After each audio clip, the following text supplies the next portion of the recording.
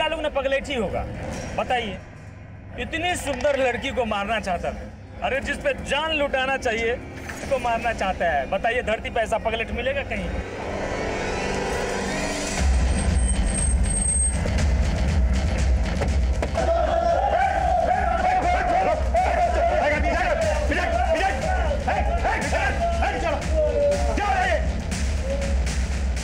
लेकिन सर ये लोग मारपीट कर रहे हैं। सर इन्होंने मेरे भैया की लाश बदल दी। लाश बदल दी मतलब? सर मेरे भैया नरेश का सोना रोड पे मर्डर हुआ था। मर्डर? हाँ साहब, एक टेम्पो उन्हें उड़ा के चला गया था। पहले बोले डेथ एक्सीडेंटल है, और अब जब हम अंतिम संस्कार के लिए बॉडी लेने आए तो ये लोग हमें गलत बॉडी दे रहे हैं। विवेक क्या कह रहा है तू? तेरे नरेश भैया जिंदा है। आप कौन? सर ये मेरी भाभी है, नरेश भैया की बीवी। पर ये तो बोल रही है कि नरेश जिंदा है और तुम बोल रहे हो सर इनकी दिमागी हालत ठीक नहीं है। भाभी आप घर जाइए, मैं यहाँ सब निपटा के आता हूँ। एक मिनट, आपको जो भी कहना है कहिए। साहब हमारे साथ कोई मजाक कर रहा है। वो लाश नरेश जी की थी नहीं तो हम कैसे मान ले कि वो मर गए हैं? सर ये शिनाख्त के लिए नहीं गई थी। सोना पुलिस ने नरेश भैया की बॉडी मुझे दिखाई थी। भाभी ने उनकी बॉडी तब देखी जब हम उन्हें अंतिम संस्कार के लिए ले जाने आए। गलत बॉडी देख के भाभी को लग रहा है नरेश भैया जिंदा है। पर तू तो कह रहा है कि तेरे भैया का एक्सीडेंट नहीं हुआ था, मर्डर हुआ। किसी पर शक जताया था? हाँ, नरेश भैया ओवरसीयर थे। एक कॉन्ट्रैक्टर अपना प्रोजेक्ट पास करवाने के लिए उन्हें रिश्वत देने की कोशिश कर रहा था। उन्होंने उस कॉन्ट्रैक्टर के खिलाफ एक्शन लिया था, उसी ने मरवाया होगा नरेश भैया को। बस कर विवेक तू, मैं कह रही हूँ तेरे भैया जिंदा है। अभी आप बीच बीच में क्यों बोल रहे हैं? मैं बात कर रहा हूँ। तू बार बार अपनी भाभी को चुप क्यों करवा रहा है? कहीं ऐसा तो नहीं है कि ये सब तेरा ही झोल मोल है? सर अब आप भी सोना पुलिस की जैसी बातें कर रहे हैं। मैंने उन्हें कहा था नरेश भैया का एक्सीडेंट जानबूझकर करवाया गया है, लेकिन उन्होंने मेरी बात नहीं मानी, और अब इन्होंने जब बॉडी बदल दी है तो आप इनको बचा रहे हो। हम किसी को नहीं बचा रहे हैं, समझा? क्या चक्कर है, क्या बोल रहे हैं? लाश बदल दी? सर इन लोगों को गलतफहमी हुई है। 9 नंबर की लाश इनकी थी, इनको दे दी हमने। अरे नंबर से हमें क्या लेना देना? पीछे रह के बात कर। सर हमारे भैया को पहचानेंगे नहीं क्या? उनकी बॉडी अंदर है ही नहीं, इन्होंने कहीं गायब कर दी। तेरे नरेश भैया का फोटो है तेरे पास? सिंह, इसका नाम, नंबर, एड्रेस ले लो। जाइए जाइए, आप लोग आप ही जाइए, जाइए जाइए। करण, सोना पुलिस से जाके पता करो कि ये एक्सीडेंट का क्या चक्कर है। मैं तब तक यहां पर देखता हूं कि ये लाश वास्तव में बदली गई थी या फिर कहानी कुछ और है। अच्छा हुआ कि चटाई गाड़ी में था, नहीं तो ये भी खरीदना पड़ जाता। करती कहा तुम? हम तेरे जैसों को हक देते हो, दिलाते हैं। सही में जब से तुम गाड़ी में बैठी हो ना, एकदम इम्प्रेस कर दिया हमको। अब कंट्रोल नहीं हो रहा है, अब हो जाए। पैक भी खत्म हो गया। अरे पागल हो गया क्या रे? समझा थोड़ा? क्या हुआ? पहले कपड़े तो उतार ले। और अब भी उतार लेते हैं हम कपड़ा।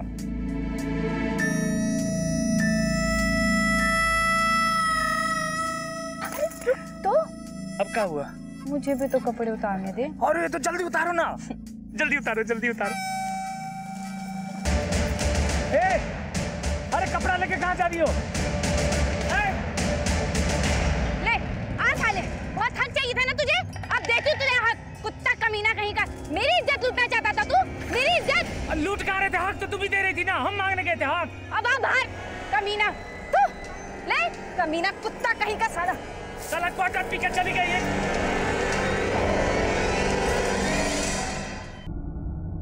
और विवेक बोल रहा है कि उसने शिनाख्त की थी। सर सोना पुलिस ने वहां के लोगों से पूछताछ की तो सामने आया कि एक्सीडेंट नरेश का ही हुआ था, और वो ने एक्सीडेंट नहीं बल्कि सुसाइड लग रहा था। सुसाइड? हाँ सर, और वहां के कुछ लोगों ने भी विटनेस किया है कि नरेश ने खुद टेम्पो के आगे आकर अपनी जान दी।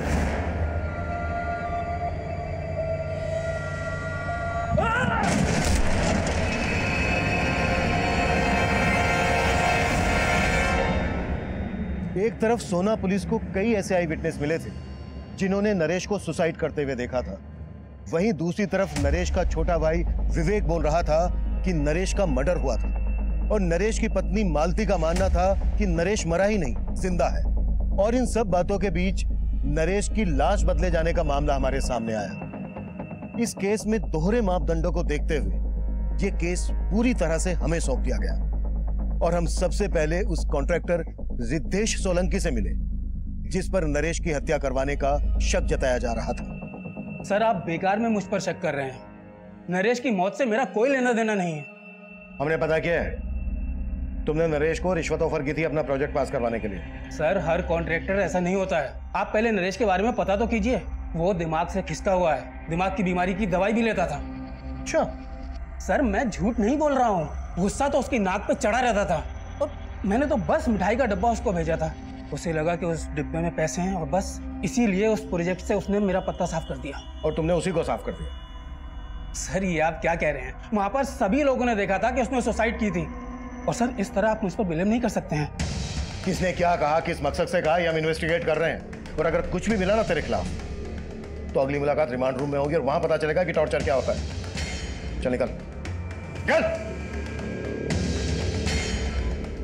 करण ये कह रहा है कि नरेश की दिमागी हालत ठीक नहीं है। नरेश का भाई विवेक कह रहा है कि उसकी भाभी की दिमागी हालत ठीक नहीं है। दरवाजा खोलने में इतनी देर क्यों लगा दी? वो मैं कपड़े धो रहा था, लेकिन आप यहाँ? नरेश भाई की लाश मिली आपको? भाभी कहाँ है तुम्हारी? उन्हें थाने लेके चलना है, सर कुछ बात करना चाहते हैं। भाभी तो गांव चली गई। गांव चली गई? कब? आज सुबह। उनकी हालत बहुत बिगड़ती जा रही थी, इसीलिए उन्हें मायके भेज दिया। 2-4 दिन में आ जाएंगी। लेकिन आपने बताया नहीं नरेश भैया की लाश मिली आपको? वो हम पता लगा रहे हैं, लेकिन जब भी तुम्हारी भाभी आ जाए उन्हें थाने लेके आ जाना।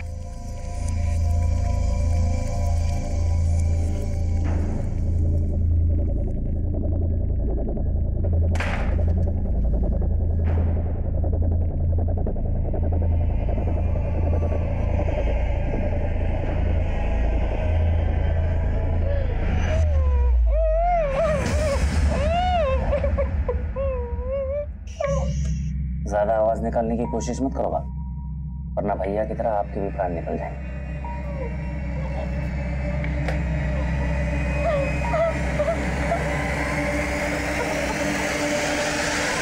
Excuse me sir. सर मैंने हॉस्पिटल के मॉर्ग का रिकॉर्ड स्टडी किया। सर उस रिकॉर्ड के मुताबिक वहां पर 9 लाशें थी, जिसमें से एक लाश नरेश की फैमिली को सौंप दी गई। सर उस दौरान उस लाश के अलावा कोई और लाश मॉर्ग रूम से बाहर गई नहीं। सर इसीलिए वो बोल रहे हैं कि नरेश की लाश किसी और लाश से बदल जाए। ऐसा हो ही नहीं सकता। हो सकता है उन्होंने लाश बदली और किसी वजह से छुपा रहे हैं। करण मॉर्ग रूम के एक आदमी की डिटेल निकाल। सर मे आई कम इन सर? कम प्रेम। सर एक औरत आपसे मिलना चाहती है, वो अपने पति की मिसिंग कंप्लेन लिखवाने आई है। बुलाओ। अब 6 महीने पहले मैं अपने पति किशोर के साथ पटेल नगर में रहती थी। उसके बाद मैं गांव चली गई। पिछले 1.5 महीने से मैं इनको फोन लगा रही हूँ, उनका फोन नहीं लग रहा है। उसके बाद मैं गांव से शहर आई और अपने घर गई तो पता चला कि उन्होंने बहुत समय पहले ही मकान खाली कर दिया है। तुम कह रही हो कि तुम्हारे पति किशोर का फोन 1.5 महीने से बंद था और तुम अब आई हो हमारे पास? मुझे लगा कि शायद उन्होंने अपना नंबर बदल लिया होगा। मैंने गांव से। तुम दोनों की शादी कब हुई थी? 7 साल पहले हुई थी और 1 साल पहले ही वो मुझे अपने साथ गांव से शहर लेके आए थे। तब मैं उनके साथ बहुत खुश थी। यहाँ पर मेरा बहुत ख्याल रखते थे वो, किसी चीज़ की कोई कमी नहीं आने दी उन्होंने। कब से ढूंढ रही हूँ, मुझे मिल ही नहीं रहे हैं। आप उन्हें ढूंढ दीजिए ना साहब। हाँ ठीक है, तुम ऐसा करो किशोर का हमें फ़ोन नंबर, जिस फैक्ट्री में वो काम करता था वहाँ का एड्रेस, जहाँ रहता था वो एड्रेस, ये सब हमें लिखवा दो। अपना नंबर भी लिखवा देना। ठीक है नंदी।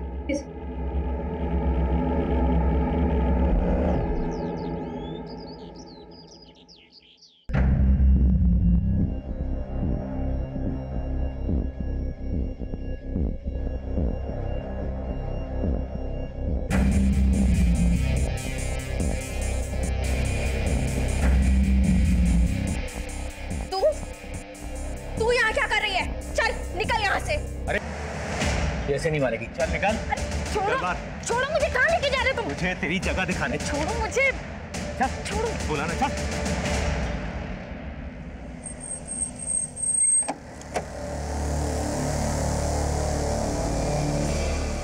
बंसल।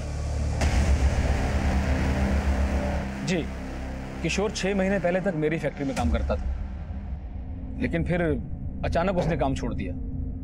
यहां से काम छोड़ने के बाद उसने कहां पर काम किया? अब ये तो मुझे पता नहीं, पर हाँ मेरे मैनेजर ने बताया कि वो अपनी आखिरी महीने की तनख्वाह भी लेकर नहीं गया। कितनी तनख्वाह थी उसकी? यही 6000 रुपए, बाकी लेबर की तरह। 6000 रुपए? इतने ही पैसे हर महीने वो अपनी बीवी को भेजता था, फिर अपना खर्चा कैसे चलाता होगा? तो वो बहुत जुगाड़ी आदमी था। जब वो पहले दिन मेरी फैक्ट्री में आया था ना काम करने के लिए, तो उसका पहनावा देखकर मैं मतलब हैरान हो गया था। Good morning sir. Good morning. कौन से डिपार्टमेंट से हो आप? सेठ जी, हम किशोर, आपका नया वर्कर, आज ही से ज्वाइन किया हूँ। मैं तो सोच रहा था कि मेरे मैनेजर ने उसे किसी दूसरे डिपार्टमेंट में रखा होगा, पर बाद में पता चला कि उसे काम की काफी जरूरत थी, तो वो यहाँ मजदूरी करने को भी तैयार हो गया। और थोड़े दिनों बाद उसने मेरी फैक्ट्री के साथ साथ दूसरी फैक्ट्रीज में लेबर सप्लाई का काम भी शुरू कर दिया। यहाँ किसी के साथ उसका कोई लड़ाई झगड़ा हुआ था? जी हाँ, लड़ाई तो हुई थी। एक पाठक नाम का आदमी था जो पहले मेरी और दूसरी फैक्ट्रीज में लेबर सप्लाई का काम करता था, पर जब से ये किशोर इस धंधे में कूदा तो पाठक का काम बैठ गया। तूने मेरे धंधे में हाथ डाल के अच्छा नहीं किया। अपना बोरिया बिस्तर उठा के जा, वरना मैं तेरी वरना क्या कर लेगा रे? क्या कर लेगा? चल निकल यहाँ से। मैं अभी नहीं डरता तेरी धमकियों से, समझा ना? तेरी ये मजाल देख, मैं तेरे को बताता। अबे चाकू ऐसे नहीं, ऐसे खोलते हैं। अब चला के दिखाओ कैसे चलाना है, दिखाओगे चला के। किशोर, पाठक क्या हो रहा है पर? हाँ? सर, मैंने तो किशोर को बोला भी था कि वो पुलिस में कंप्लेन कर दे, पर उसने कोई एक्शन ही नहीं लिया। तो आपको लगता है पाठक किशोर के साथ कुछ कर सकता है? अब सर, मैं तो इसके बारे में कुछ बता नहीं सकता, ये तो आप पता कीजिए। पर सर, किशोर का इस तरह से गायब होना मुझे कुछ ठीक नहीं लग रहा है। ठीक है सर, इस बंसल की बातें भी कुछ अटपटी सी लग रही हैं। कहीं हमसे कुछ छुपा तो नहीं रहा? पता करो इसके बारे में, और फैक्ट्री के दूसरे स्टाफ से भी बात करो, और बंसल जिसका नाम ले रहा है पाठक, उससे भी मिलो। सर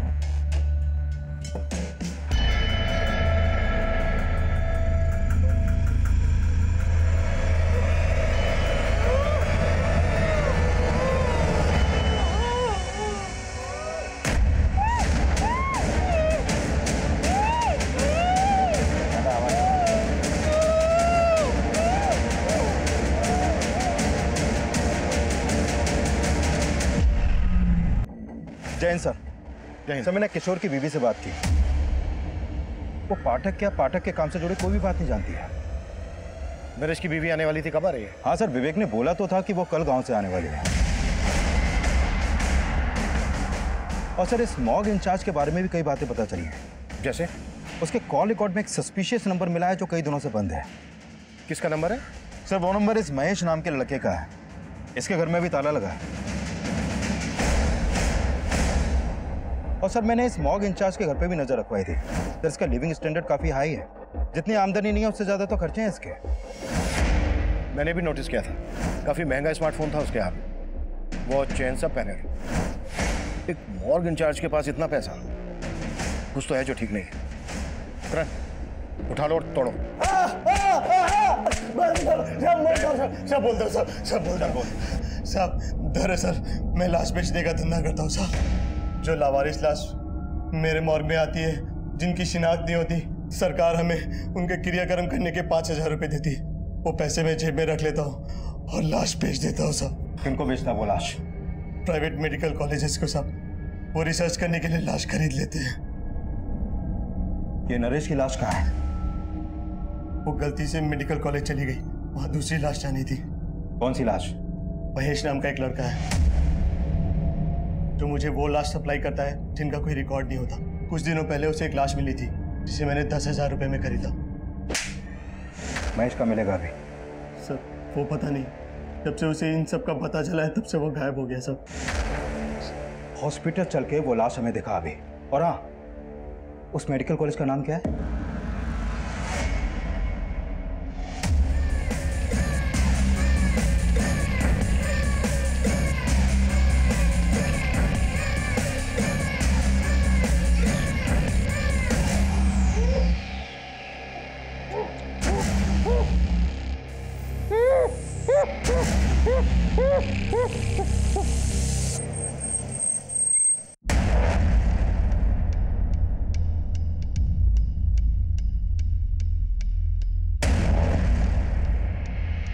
सिंह, नरेश के भाई और नरेश की बीवी को शनाख्त के लिए बुला लो, और यहाँ के डीन और इंचार्ज को थाने लेकर आओ। ठीक है सर।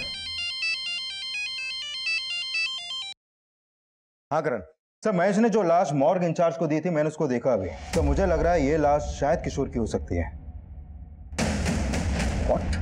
सर, बस मुझे लग रहा है, आई एम नॉट श्योर, क्योंकि इस लाश का चेहरा भी बुरी तरह बिगड़ा हुआ है, लेकिन इसकी कद काठी कुछ कुछ किशोर से मिलती है। तुरंत बायोमेट्रिक करके पता करो। और किशोर जहाँ रह रहा था पता चला? हाँ सर, उसका एक दूसरा एड्रेस मिला बैंक से। ठीक है, उसके एड्रेस पे जाके देखते हैं। मुझे एड्रेस मैसेज करो। सर, नरेश के भाई के नंबर पे कॉल किया, उसका नंबर नहीं लग रहा है। नरेश का भाई बोल रहा था कि उसकी भाभी गांव से आकर हमसे मिलने वाली थी, वो भी नहीं आई। सिंह, उसके घर जाके देखो। ठीक है सर। साहब, क्या हुआ? साहब, उस लड़की ने मेरा जीना हराम कर दिया। कौन लड़की? साहब, उसने मेरे घर से गहने जेवर सब चुरा लिए और मुझे बांध के भाग गई। अरे वो तो ठीक है, लेकिन ये बताओ कौन है वो लड़की? वो इनकी बेटी है सर, और वो कोई नहीं, वो मैं। ये रहे वो गहने जो मैंने अपने ही घर से चुराए। मैंने इनको यहाँ भागते हुए देखा तो मैं भी यहाँ आ गई, क्योंकि इससे पहले ये मेरे खिलाफ कुछ बोले तो मैं अपनी बात आपके सामने कोई बात नहीं साहब, चोर है तू, पकड़ लो साहब इसको। भागी नहीं जा रही हूँ मैं कहीं। सर पहले आप मेरी बात सुन लीजिए, अगर फिर भी लगे कि मैं गलत हूँ तो कर देना मुझे अंदर। ठीक है, बोलो। बेटी हूँ मैं इनकी, और इनकी जायदाद पर कानूनी मेरा भी अधिकार है, लेकिन इनके बेटे और इनकी बहू यानी मेरे भैया और भाभी मुझे मेरा हक देना ही नहीं चाहते। कहते बाप की संपत्ति में बेटी का कोई हक ही नहीं होता। और जब मैंने कहा कि मैं कोर्ट का दरवाजा खटखटाऊंगी तो मेरे इस बाप और जो घर में बैठा है भाई, इन दोनों ने मेरे साथ बहुत ज्यादती की।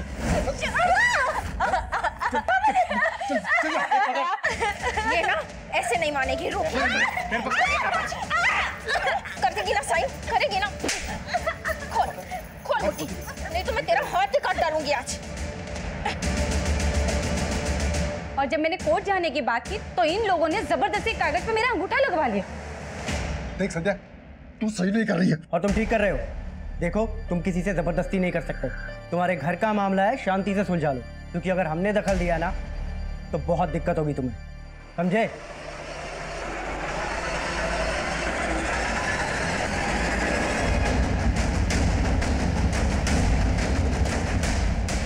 सर, यही किशोर का घर है, लेकिन पड़ोसियों से पता चला है कि कई दिनों से यहाँ पे ताला लगा है।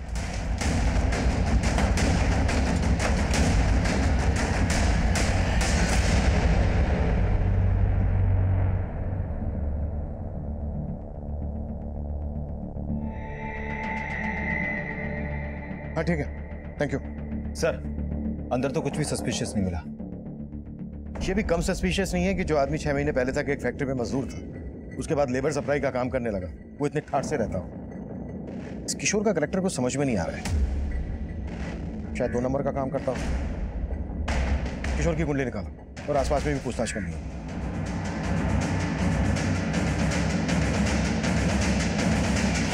सर, किशोर क्या करता था ये तो नहीं मालूम मुझे, लेकिन काफी धाकड़ आदमी था। लोग महंगी महंगी गाड़ियों से आते थे यहाँ। किशोर के साथ यहाँ कोई और भी रहता था? फिलहाल तो वो अकेला रहता है, लेकिन कुछ टाइम पहले उसकी बीबी भी यहीं रहती थी।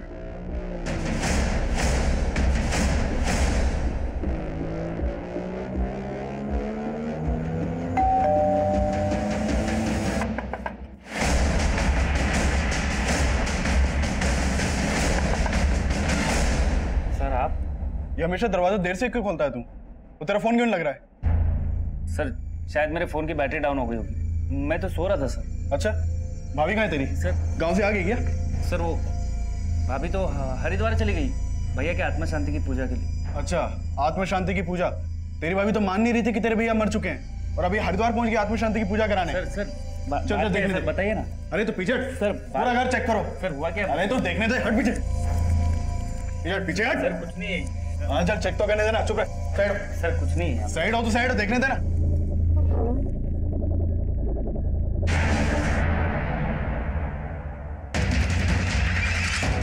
मालती, नंदिनी, जल्दी आओ, पकड़ इसको।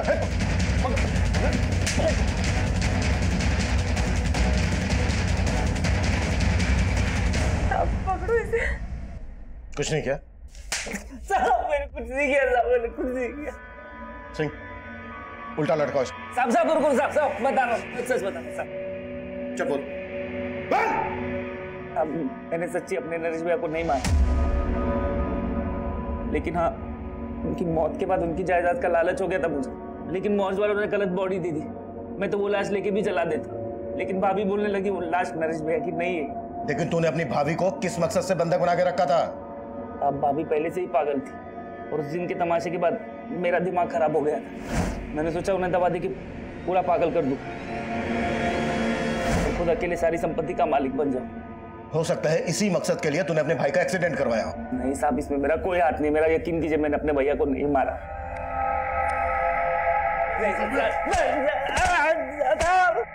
सर, हमने उस लाश का बायोमेट्रिक किया था। वो लाश किशोर की है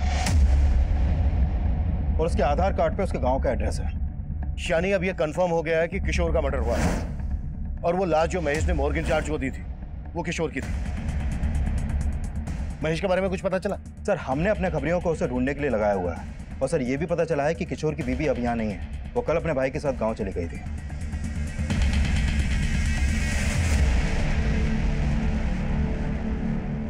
दीदी, खैर जो हुआ सो हुआ, भूल जाओ। हमको तो बस एक ही बात का डर है, अगर पुलिस वालों को उन बातों का पता लगा ना तो सिर्फ हम पर नहीं आप पर भी शक करेंगे। इसीलिए हम मना किए थे, मत जाओ पुलिस वालों के पास।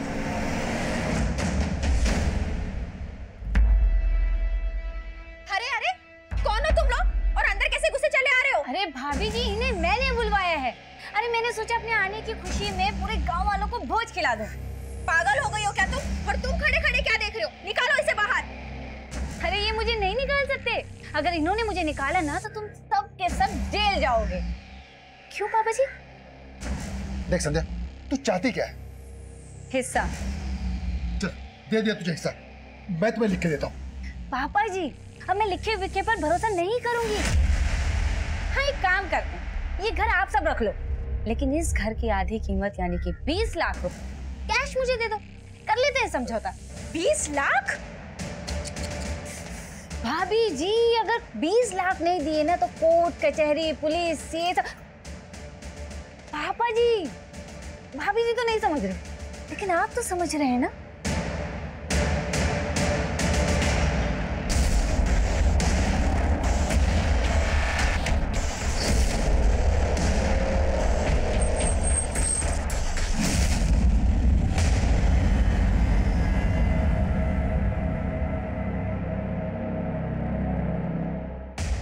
हमें तो पहले ही लग रहा था कि किशोर के साथ कुछ ऐसा ही हुआ होगा।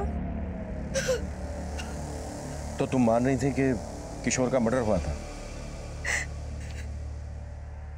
इसे जानती हो? कौन है ये?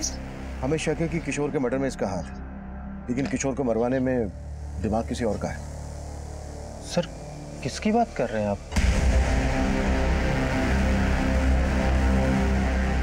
हमें यह भी पता चला है कि किशोर गुरुग्राम में एक आलीशान बंगले में रह रहा था अपनी बीवी के साथ। बीवी के साथ? सर,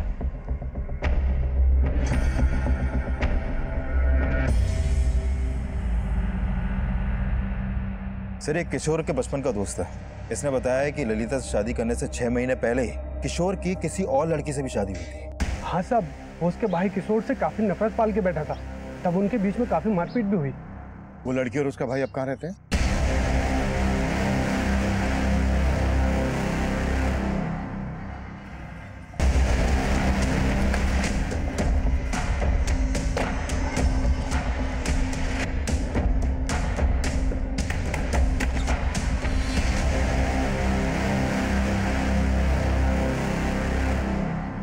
दिए थे हम धमकी किशोर को। मेरी बहन से दूर रहना, मैं जान से मारेंगे। देखो, ये चल। उसके बावजूद वो हमारी बहन को भगा ले गया। लेकिन सर, इस बात को सालों बीत चुके हैं, अब ये सब क्यों पूछ रहे हैं आप? क्योंकि किशोर का मर्डर हुआ है और पता चला कि किशोर नहीं बल्कि तुम्हारी बहन संध्या उसको अपने साथ लेकर भागी थी और शहर जाकर किशोर को छोड़ के वो फिर से किसी और के साथ भाग गई। और अभी 6 महीने पहले वो वापस किशोर की जिंदगी में आई और अभी रिसेंटली उसको किशोर के साथ गुरुग्राम के एक घर में देखा गया। उसी के बाद हमें किशोर की लाश मिली। कहाँ है संध्या? सर, हमें नहीं मालूम। मालूम नहीं है? कहीं छुपा के रखा है सर? अरे सर, हम क्यों छुपाएंगे? हम तो उल्टा उससे पीछे छुड़ाना चाहते थे। आई थी वो यहाँ, लेकिन 6 महीने पहले।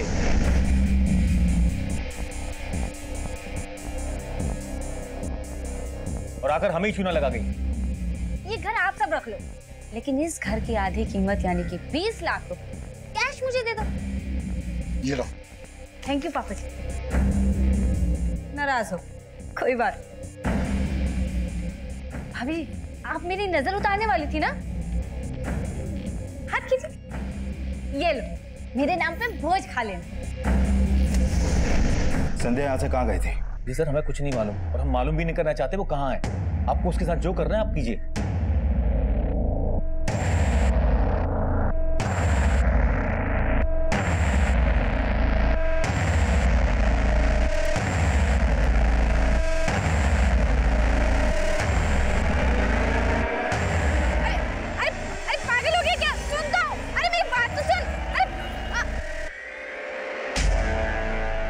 सर, संध्या के भाई और फादर से उसका एक नंबर मिला था जो काफी दिनों से बंद है। हो सकता है उसने कोई नया नंबर ले लिया हो, और अगर उसने कोई नया नंबर लिया है तो किसी ना किसी सर्विस प्रोवाइडर को उसने अपना आईडी दिया होगा। करण, टेलीकॉम कंपनी को संध्या का अपडेट भेजो, शायद उसका कोई दूसरा नंबर सामने आ जाए। Right sir. किशोर की पहली पत्नी संध्या किशोर मर्डर केस में प्राइम सस्पेक्ट बनकर सामने आई, लेकिन किशोर के काम से जुड़े कई ऐसे सवाल थे जिनका जवाब हमें अभी भी नहीं मिला था। और किशोर का वो घर जो किशोर की हैसियत से काफी आलीशान था, उस घर में संध्या ही किशोर की पत्नी बनकर रह रही थी। लेकिन गांव वालों के बयान के मुताबिक संध्या ने किशोर को कई साल पहले ही छोड़ दिया था। ललिता के रहते संध्या का किशोर की जिंदगी में वापस आना, कहीं ना कहीं ललिता और उसके भाई दिनेश का इसमें किशोर को मारने का मोटिव तो नजर आ रहा था, लेकिन इतना भी साफ था कि किशोर की लाश उस मॉर्ग इंचार्ज को महेश नाम के एक लड़के ने बेची थी। और पाठक के गायब होने का रहस्य भी हमारी समझ में नहीं आ रहा था। हमने पाठक, महेश और संध्या को ढूंढने के लिए अपना खबरी नेटवर्क एक्टिव कर दिया, और हमें जल्द ही महेश के सोनीपत में छुपे होने की टिप मिली।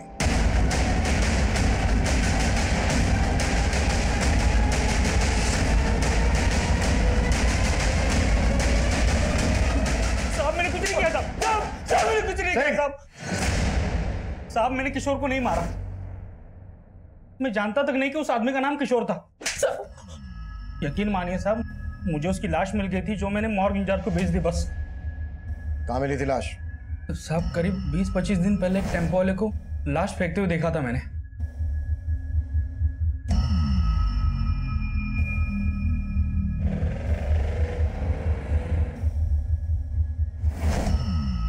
कौन था टेम्पो वाला? नंबर बोल टेम्पो का। साहब, वो नंबर नहीं देख पाया, वहां पे बहुत अंधेरा था। ऐसे नहीं बोलेगा ये। साहब, मैं सच बोल रहा हूँ साहब। साहब, मैं सच बोल रहा हूँ साहब। साहब, मैं सच बोल रहा हूँ साहब।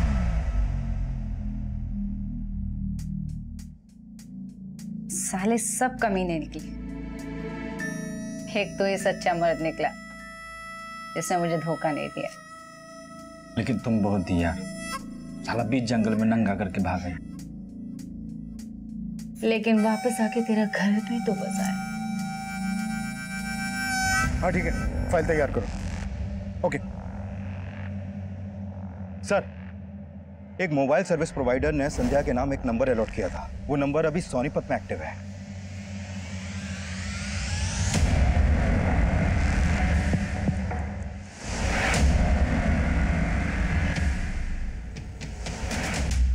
बच्चा देगी हमको।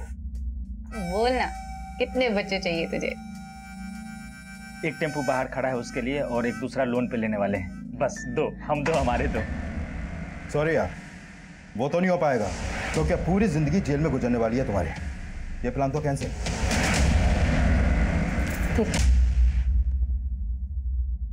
मैंने किशोर को प्यार के जाल में नहीं फंसाया सर, बल्कि सच तो यही कि मैं उससे बहुत प्यार करती थी, लेकिन उसके दिल में मेरे लिए प्यार नहीं। उसके लिए मैंने अपना घर छोड़ा, उससे भागकर शादी की, और उस कमीने ने मुझे कोठे पे बेच डाला। मुझे नहीं जाना, छोड़ जिंदगी बर्बाद कर दी। छोड़, मुझे नहीं जाना। पूरे 7 साल नरक की जिंदगी जी है मैंने सर। फिर 6 महीने पहले मैं किसी तरह वहां से भाग निकली।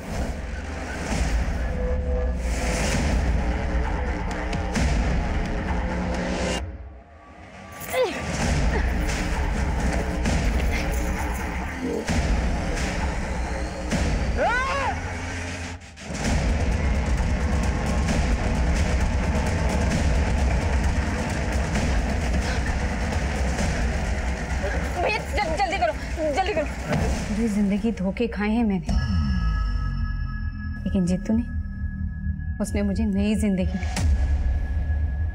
उन लोगों से भागकर सालों बाद मैं अपने घर लौटी थी और मेरे घर वालों उन्हें जानवरों की तरह मुझे घर से निकाल दिया।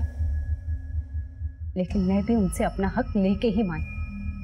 लेकिन पिछले 6 महीने से तुम गुरुग्राम में किशोर के साथ उसके घर में रह रही थी, उसकी जिंदगी में फिर से एंट्री मारी, उसे बदला लेने के लिए उसे मार डाला। मैंने उसे नहीं मारा है सर। हाँ, मैंने उसकी जिंदगी में एंट्री ली, बदला भी लिया। उसने मुझे बेचा था, मैंने भी उस कमीने को 10 लाख में बेच डाला। बेच डाला? किसे बेच डाला?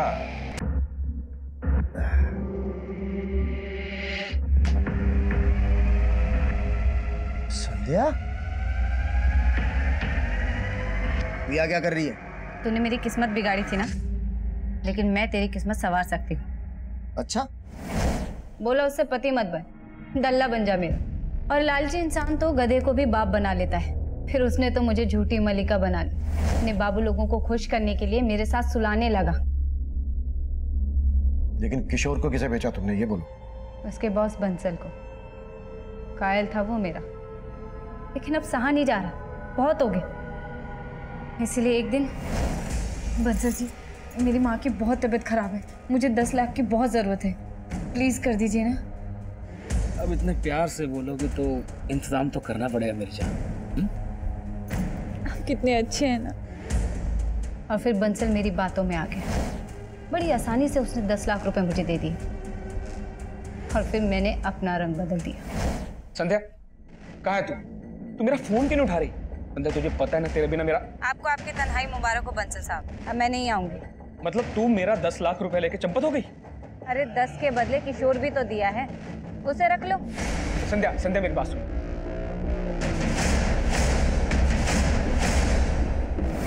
मुझे नहीं पता कि किशोर के साथ बंसल ने क्या किया।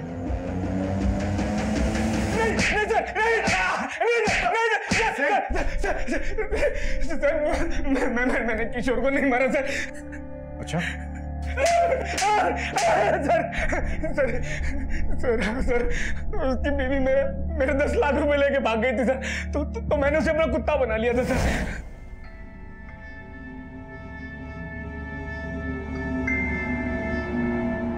पर एक दिन उसने भागने की कोशिश की सर।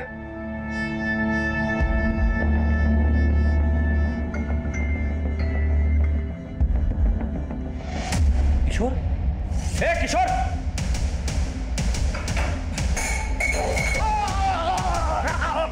साहब आ जाए भाग के। नहीं साहब, कहाँ जाएगा? पड़ा रहा रात पर यहीं पर। और सर, कुछ देर बाद मेरे आदमी ने आकर मुझे बताया कि किशोर मर गया है सर। नाम देखो, बुला के ला जा। और उसके बाद मैंने अपने एक और आदमी की मदद से किशोर का चेहरा खराब करवाया और सर टेम्पो से उसे कहीं दूर डंप करवा दिया सर।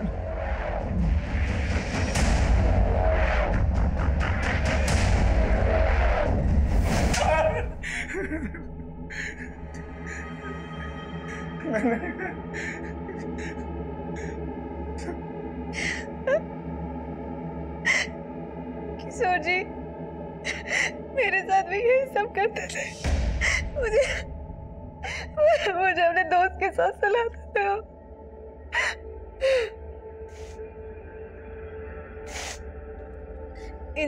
इन सब चीजों से थक कर मैं शहर से गांव भाग गई थी।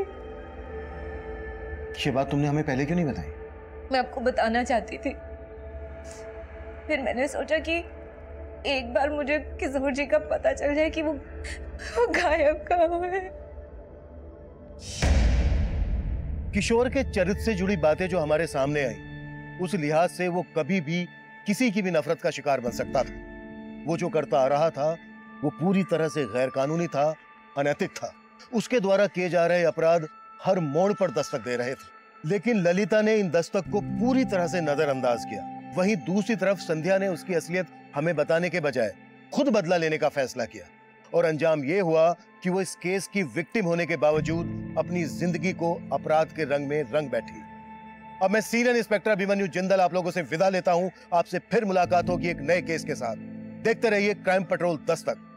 मकसद बताना नहीं, बचाना।